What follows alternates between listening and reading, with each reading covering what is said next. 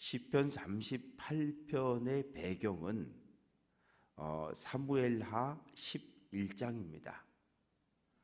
다윗이 왕이 된 이후에 잠깐 하나님을 잊어버렸어요.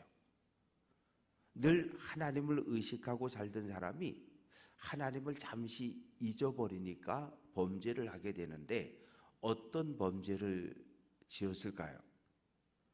당시 전쟁이 나면 왕은 반드시 전쟁에 참전을 해야 돼요. 왕이 군대를 이끌고 가서 적군들과 싸우고 승리하고 돌아와야 되는데, 군대는 내보내고 다윗은 왕궁에 있습니다. 낮에 워낙 더운 날씨니까 낮잠을 잤고, 그리고 일어나서 왕궁 옥상을 왔다 갔다 두리번 하다가 그만 눈으로 범죄를 하게 됩니다.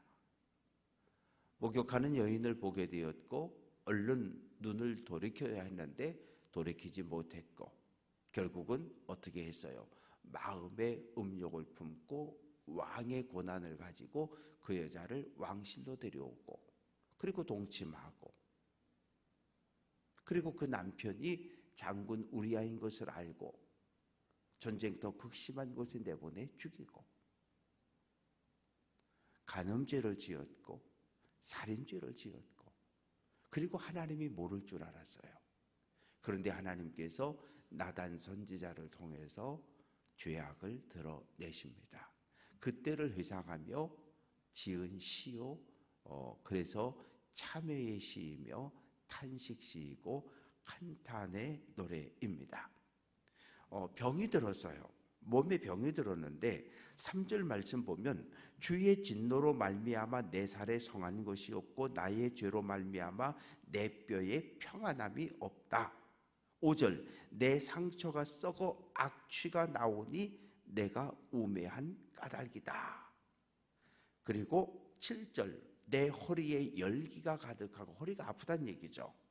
열기가 가득하고 내 살에 성한 것이 없다. 지금 시편 38편 앞부분을 읽어보면 다윗이 지금 병이 들었어요. 병이 들었는데 그것 아주 심각한 병이 들었어요. 이 몸에서 몸이 썩어서 악취가 나고, 악취가 난다는 얘기는 이건 중병이 들었다는 얘기예요. 대단히 심각한, 이건 뭐 가벼운 병이 아니라 온몸이 사람의 눈으로 볼 때도 뭐라고 말할 수 없을 정도로 아주 심한 질병에 걸려 있는데, 다윗은 그것을 내 죄 때문이라고 고백하고 있는 거예요. 내 죄 때문에. 그래서 1절 말씀 보면 여호와여 주의 노하심으로 나를 책망하지 마시고 주의 분노하심으로 나를 징계하지 마소서. 하나님은 죄를 미워하는 분이에요. 죄인, 죄를 지은 사람은 용서하고 사랑하시는 분이지만 지은 죄 자체는 반드시 심판하시고 죄를 미워하는 분이 하나님이십니다. 그래서 책망한다 라고 하는 이 단어는 법정 용어입니다. 다윗 너 유죄.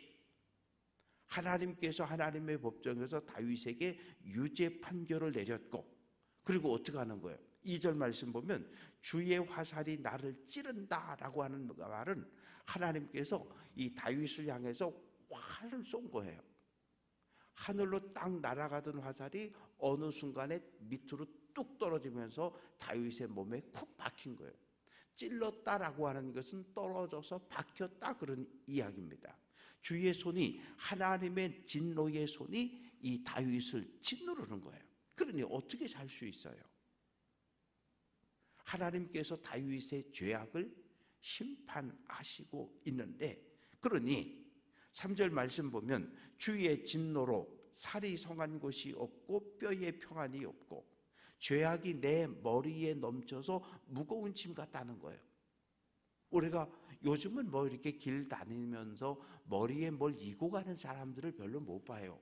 그러나 오래전에는 남자들은 지게에 지기도 하고 어깨에 매기도 하고 여자분들은 대부분 이렇게 머리에 이고 다녔는데, 이 머리에 무거운 것을 올려놓은 것처럼 짓누른다는 거예요. 다윗이 지은 죄악이 다윗의 삶을 짓누르고 있는 거예요. 억압하고 있는 거예요.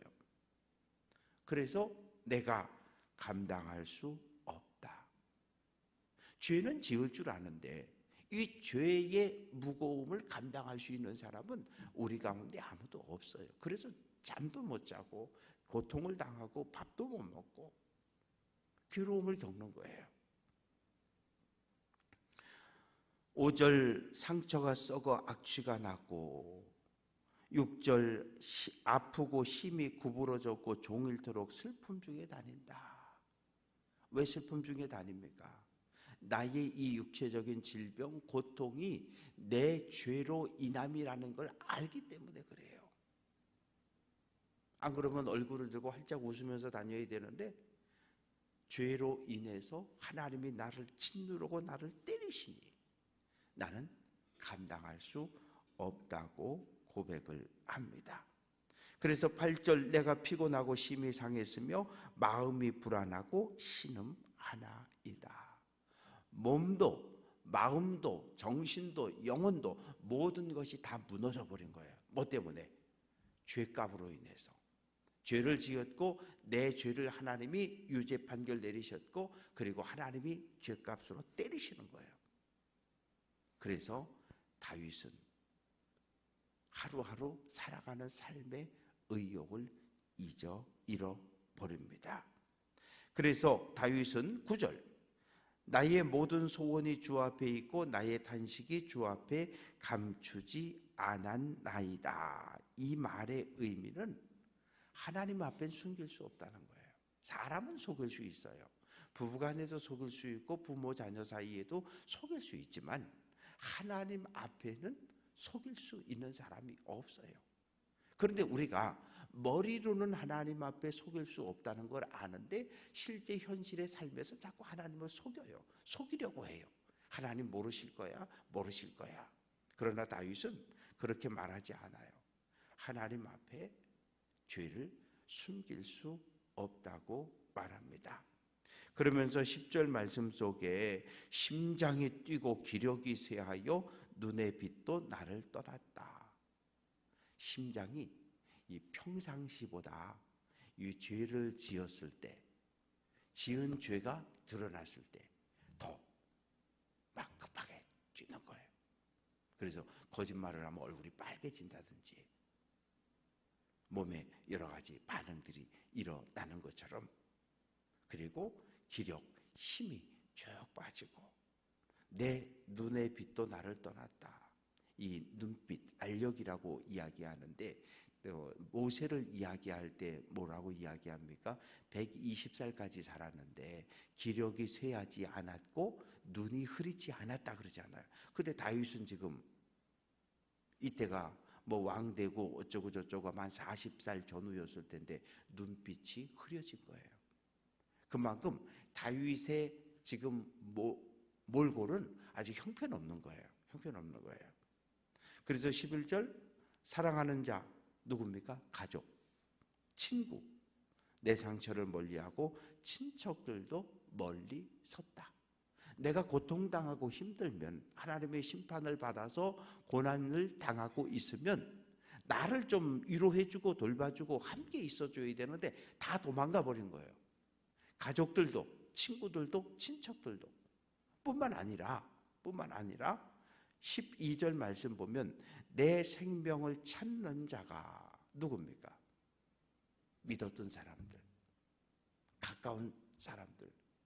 왜냐하면 욥기를 보면 욥기 19장 13절 14절 보면 욥이 고난을 당할 때 형제들이 욥을 멀리했고 친척들은 나를 버렸고 가까운 사람들도 나를 버렸다고 탄식을 합니다.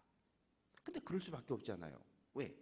요 머리끝에서 발바닥까지 온몸에 악성 종기가 나서 골맞다 터졌다를 반복하고 진물은 질질 흐르고 얼굴은 알아볼 수 없을 정도로 살가죽이 뭐 쭉쭉 갈라진 거북이 등처럼 가뭄에 논바닥처럼 변해버렸으니까 아마 다윗도 몰골이 그런 모습이 아니었을까. 그래서 누가 딱 봐도 이건 하나님께 벌을 받은 것이 분명하다라고 하는 그 정도로 육체적인 고난과 고통 속에 빠져 있는 거예요. 그래서 가까워야 할 사람들마저 모두 떠났고 손가락질을 하면서 하나님께 죄를 지었다고, 하나님께 죄를 지어서 하나님의 벌을 받고 있다고 그렇게 이야기를 하는 겁니다. 그럴 때에 13절, 나는 못 듣는 자같이 듣지 아니하고 말 못하는 자같이 입을 열지 않는다. 너는 죄인이야, 너 하나님께 벌 받는 거야, 막 이렇게 와가지고 비난하고 험담하고 공격할 때 그냥 귀를 닫았다는 얘기예요. 입을 열지 않는다는 얘기예요. 이건 뭐예요? 변명하지 않겠다는 거예요. 싸우지 않겠다는 거예요. 나를 변명하지 않겠다는 거예요. 무슨 소리를 하든지 다 듣고 말을 한마디도 안 하는 거예요. 왜? 내가 죄를 지어서 하나님께 벌을 받고 있는 걸 다윗은 인정했기 때문에. 그래서 어떻게 해요? 사람들을 향해서 싸우는 것이 아니라 누구를? 하나님을 바라보는 거예요. 하나님을 바라봐요.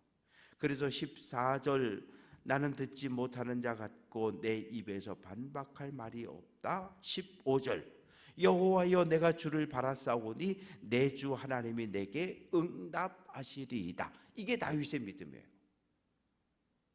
죄를 지어서 하나님께 두들겨 맞고 있지만 사람을 향해서 하소연을 하고 변명을 하고 안 하겠다는 거예요. 그리고 오직 내 죄를 심판하신 하나님을 바라보며 하나님께 소망을 두겠다는 거예요. 왜? 하나님의 손이 때리고 하나님의 화살을 쏴서 나를 이렇게 고난과 고통 중에 만들었는데, 사람이 나를 때리고 사람이 나를 벌 준 것이 아니라 하나님이 나를 벌 주신 거기 때문에 사람을 바라봐봤자 아무 의미가 없는 거예요. 나를 도와줄 수 있는 사람은 단 한 사람도 없어요. 그래서 오직 하나님께 소망을 두고 하나님을 바라볼 텐데, 내 주 하나님이 내게 응답할 거라는 거예요. 우리가 기도하는 이유는 하나님이 내 기도를 듣고 응답을 할 거라고 하는 믿음이 있어서 기도하는 거예요. 그런데 내 생각과 내 소원대로 기도는 하지만 하나님의 뜻이 이루어진다는 믿음, 내가 기도한 대로 그대로 응답이 돼야 된다라고 하는 건 이건 아니에요. 이건 어린아이 믿음이에요. 장난감 칼 사달라고, 총 사달라고 떼쓰고 울고불고 칼 줄 때까지, 총 줄 때까지 굴러다니고 우는 그런 어린아이의 신앙 말고, 하나님 칼을 갖고 싶어요, 총을 갖고 싶어요. 그런데 하나님이 보실 때 너는 칼도 안 되고 총도 안 돼, 인형 줄게. 그럼 인형을 받아야 되는 거예요. 왜? 그게 하나님의 뜻이니까. 그것이 어른의 믿음인 거예요. 예수님의 겟세마네 동산의 기도도 마찬가지였습니다. 그래서 이제 다윗이 하나님께 뭐라고 기도하냐 하면 내 죄를 용서해 달라는 거예요. 내가 죄를 지었고 지금 하나님의 징계를 받고 있는 거 인정하니까 내 죄를 용서해 주시고 나를 구원해 달라는 거예요. 그래서 15절부터 20절까지 말씀에 계속 반복되어지고 있습니다. 17절, 내가 넘어지게 되었고, 넘어지게 되었다는 말은 몸이 앞으로 기울었다는 얘기예요. 근데 아직은 안 넘어졌어. 왜? 하나님이 아직은 잡고 계시니까. 넘어지면 어떻게 돼요? 죽는 거예요. 그 정도로 지금 다윗의 삶은 대단히 위태롭고 생명이 고난 중에 있습니다. 그래서 18절, 내 죄악을 아뢰고 내 죄를 슬퍼합니다. 하나님 앞에 내 죄를 있는 그대로 다 드러내는 거예요. 다 던지는 거예요. 그리고 탄식하고 가슴을 치는 거예요. 내가 잘못했다고, 내가 잘못했다고, 내가 나쁜 놈이라고. 그것이 다윗의 믿음입니다. 하나님이 당신에게 많은 복을 주었는데 당신은 왜 장군 우리아를 죽이고 우리아 장군의 아내를 취했냐고 막 나단 선지자가 책망하니까, 아니 뭐 이딴 놈이 있어, 감옥에 가도 죽여. 그러면 죽는 거잖아요. 그러나 다윗은 나단 선지자의 입술을 통해 나오는 말씀을 하나님의 음성으로 받고 하나님의 음성으로 듣고 그 자리에 무릎을 꿇는 거예요. 내가 잘못했다고. 내 죄악을 그대로 인정합니다.